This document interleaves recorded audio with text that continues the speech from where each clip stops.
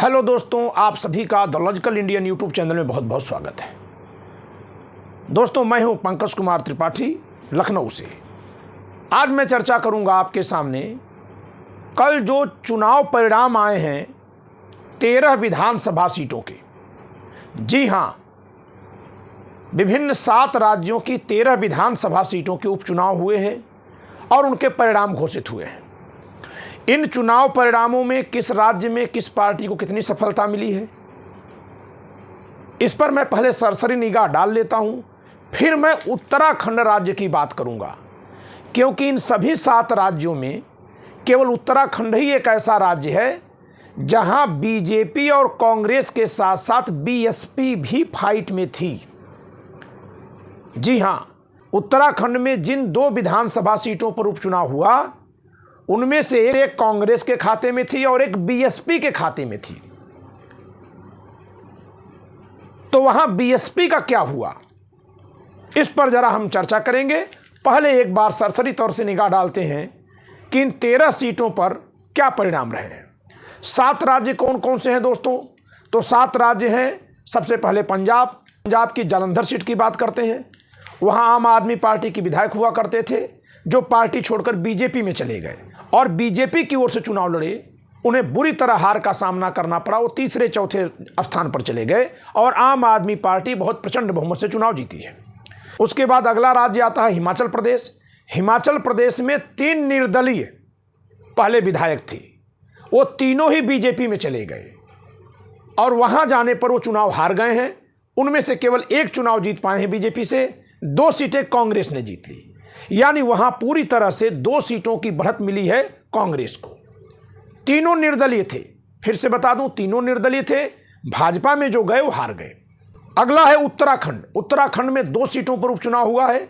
एक बद्रीनाथ सीट जो पहले कांग्रेस के पास थी, जहां के कांग्रेसी विधायक ने पार्टी छोड़ करके बीजेपी ज्वाइन कर लिया था, बुरी तरह हार गए हैं बद्रीनाथ सीट।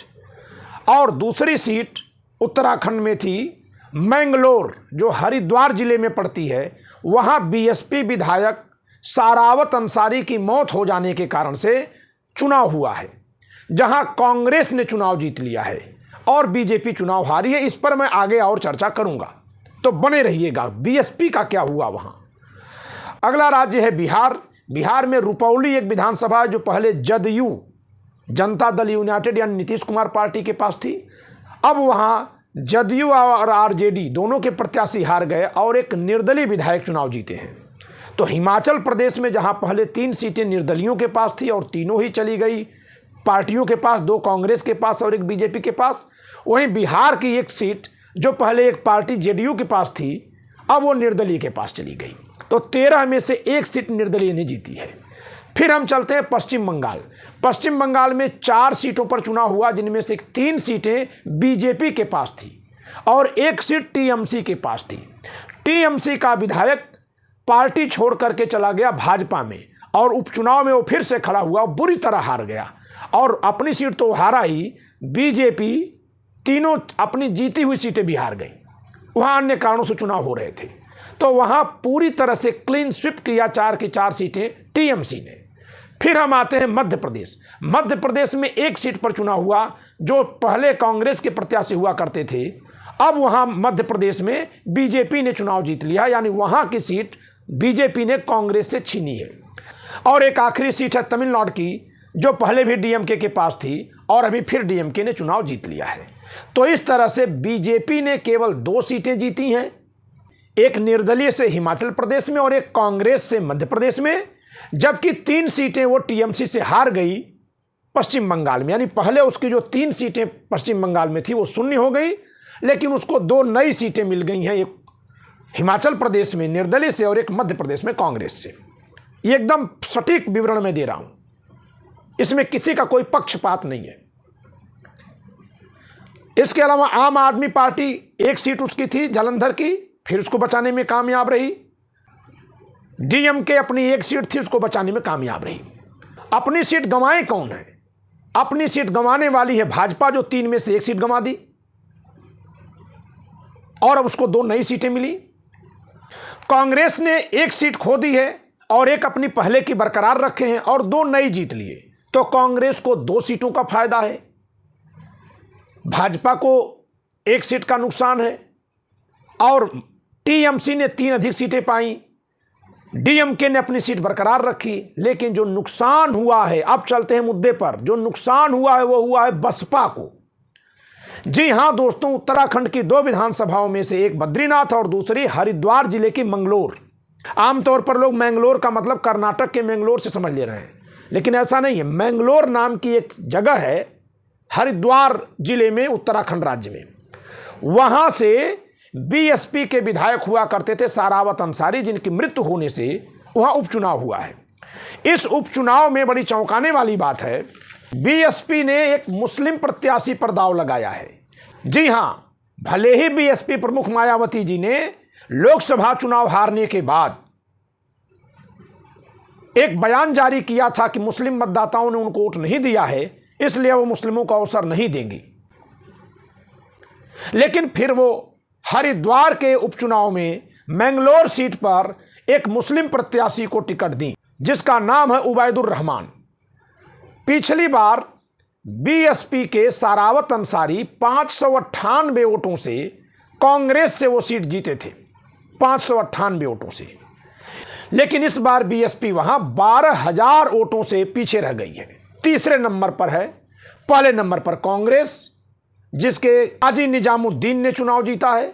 यानी वहां कांग्रेस और बीएसपी दोनों ने मुस्लिम प्रत्याशी खड़ा किया था, इसके बावजूद भी कांग्रेस के प्रत्याशी चुनाव जीते हैं। बीजेपी वहां महज 422 वोटों से हारी है। अब बीजेपी जो 422 वोटों से हारी है, इसको आप 2 नजरिए से देख सकते हैं। पहले तो बहुत सारी ऐसे वीडियोस और सूचनाएं आई थी जिसमें यह देखने को मिला कि वहां जो है चुनाव में लगे सुरक्षाकर्मी तमाम बहानों से मुस्लिम मतदाताओं को वोट देने से रोक रहे थे। बहुत सारी वीडियोज वायरल हैं, आप एक्स पर देख सकते हैं, आप सर्च करिए मिलेगा। उनको वोट देने से रोका जा रहा है। तो बीजेपी यहां चुनाव जीतने के लिए 2 तरफा काम कर रही थी। एक तो कांग्रेस और बीएसपी दोनों से मुस्लिम प्रत्याशी खड़े हो गए, वोट बटेगा, और दूसरा मुस्लिम मतदाताओं को वोट न देने देना। इसके बावजूद भी वहां कांग्रेस चुनाव जीत गई है। तो इसका मतलब है कि अब मतदाताओं का मूड बीएसपी को छोड़ करके कांग्रेस की तरफ जा रहा है। यानी ये बहुत बड़ी बात है कि जिस बीएसपी के 2 विधायक थे उत्तराखंड में, और दोनों ही हरिद्वार जिलों की 2 सीटों पर थे, एक मैंगलोर से सारावत अंसारी और दूसरे बगल की लक्सर सीट से शाहजाद, अब 2 में से एक ही विधायक बीएसपी के बचे उत्तराखंड में। तो जिस प्रकार उत्तर प्रदेश में एक विधायक हैं, अब उसी प्रकार उत्तराखंड में भी बीएसपी के महज एक विधायक बचे। तो कंक्लूजन क्या है कि मुस्लिम मतदाताओं का रुझान लोकसभा के बाद उत्तराखंड के विधानसभा उपचुनाव में भी देखने को मिला कि अब वो बीएसपी की तरफ से हट करके कांग्रेस या अन्य विपक्षी दलों की तरफ जा रहा है। यानी जिस मायावती जी ने कभी ये कहा था कि अब मुस्लिम समाज अगर हमारे साथ नहीं है तो हम उनको सोच समझ कर अवसर देंगे, इसके बावजूद भी उन्होंने मैंगलोर में अवसर तो दिया, लेकिन मुस्लिम मतदाताओं ने उनका उस तरह से साथ नहीं दिया जैसे साथ देने पर 2022 में वो सीट जीत गई थी। तो ये है उत्तराखंड की जीत के मायने। और बद्रीनाथ पर थोड़ी सी चर्चा कर लें कि बद्रीनाथ हिंदुओं का एक बहुत पवित्र धार्मिक स्थल है। वहाँ भगवान विष्णु का मंदिर है। कुछ लोग महादेव का मंदिर लिख रहे हैं, जी नहीं, बद्रीनाथ भगवान विष्णु का मंदिर है, केदारनाथ भगवान शिव का मंदिर है। तो अयोध्या में रामनगरी से हारने के बाद अब बद्रीनाथ में विष्णु नगरी से भी भाजपा हारी है। पहले भी हारी थी, लेकिन इधर चतुर्भुज विकास का दावा जब किया इन्होंने कि हमने बहुत विकास किया है, और उसी विकास के डर से वहाँ का कांग्रेसी विधायक पाला बदल लिया। उसको लगा कि भाजपा में जाने से लाभ होगा, वो पार्टी छोड़कर चला गया भाजपा में, लेकिन वहाँ बुरी तरह हार गया। एक बात और देखने को मिली है दोस्तों इस पूरे उपचुनाव में कि जिन जिन पार्टियों के विधायक पार्टी बदल करके भाजपा में गए और वहां जाकर चुनाव लड़े, वे सब हार गए। चाहे आम आदमी पार्टी से हो, चाहे कांग्रेस पार्टी से हो, चाहे टीएमसी से हो। लेकिन इसका ठीक उल्टा जो बीजेपी छोड़ करके किसी दूसरी पार्टी में आए वो जीत गए। पश्चिम बंगाल में ऐसे लोग जो बीजेपी छोड़कर टीएमसी में वापस आए हैं वो चुनाव जीत गए हैं।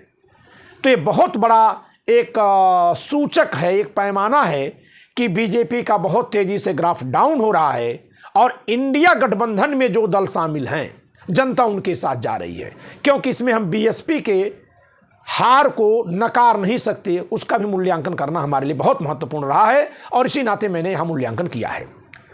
तो बीएसपी का एक विधायक और कम हो गया इस चुनाव में, महज 13 सीटों के उपचुनाव में। यह बहुत बड़ी बात है, यह भी रेखांकित करने वाली बात है।